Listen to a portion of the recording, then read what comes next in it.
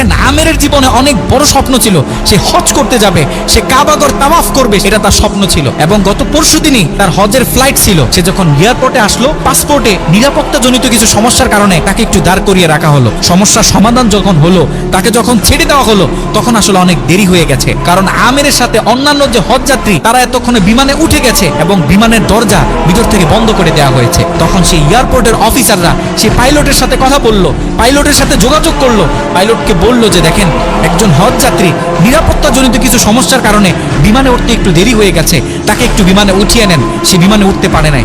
তখন পাইলট স্পষ্ট বলেছে যেই বিমানের দরজা একবার বন্ধ হয়ে গেছে সেই বিমানের দরজা দ্বিতীয়বার কারোর জন্য আর খোলা হবে না। কথা বলে পাইলট বিমানটা আকাশে ফ্লাই করলো। সেই অফিসাররা তখন আমেরকে বুঝাইতেছে দেখো বিমান তো চলে গেছে, তুমি আর যেতে পারবে না, তুমি বাড়িতে চলে যাও, নেক্সট টাইমে তুমি হজে যাওয়ার জন্য ট্রাই করো। তখন সে আমাদের মুসলিম ভাই, সে হজ যাত্রী, সে কি বলেছে জানেন? সে বলেছে আমি আমার রবের উপর পরিপূর্ণ তাকওয়া রাখলাম, আমি আমার রবের উপর পরিপূর্ণ আস্থা রাখলাম, আমি হজ করেই বাড়িতে ফিরবো, হজ না করে আমি বাড়িতে ফিরবো না।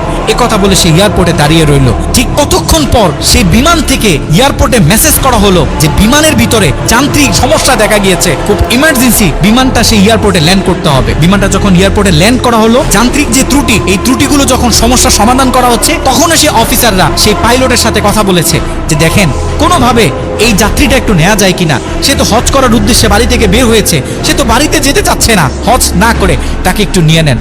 তখনও সে পাইলট বলেছে যে না। একথা বলে সে পাইলট আবারও বিমানটা আকাশে ফ্লাই করালো। তখনও সে অফিসাররা আমেরকে গিয়ে বোঝাচ্ছেন। আমের তখনও বলতেছে আমার রবের উপর আমার পূর্ণ আস্থা আছে, আমি তো আমার রবকে চিনি, সে আমাকে হতাশ করবে না, সে আমার মনের আশা রাখবে, আমি হজ করেই বাড়িতে ফিরবো।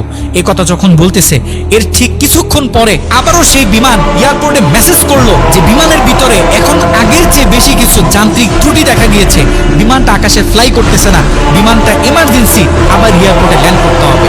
বিমানটা যখন এয়ারপোর্টে ল্যান্ড করলো, তখন সে পাইলট নিজে বিমান থেকে নেমে সে অফিসারদেরকে বলতেছে সে হজ যাত্রী কই, যাকে ছাড়া আমরা মক্কার উদ্দেশ্যে রওনা দিলাম, তাকে আমার হাতে তুলে দেন। আমি যতটুকু বুঝতেছি তাকে ছাড়া এই বিমান যতবারই আমরা আকাশে ফ্লাই করব, মক্কার উদ্দেশ্যে রওনা হব, আমার মনে হয় না যে এই বিমান স্বাভাবিকভাবে মক্কাতে গিয়ে পৌঁছাবে। তখন সে পাইলট সে আমেরের হাত ধরে নিজে নিয়ে সে বিমানের ভিতরে বসিয়ে দিল।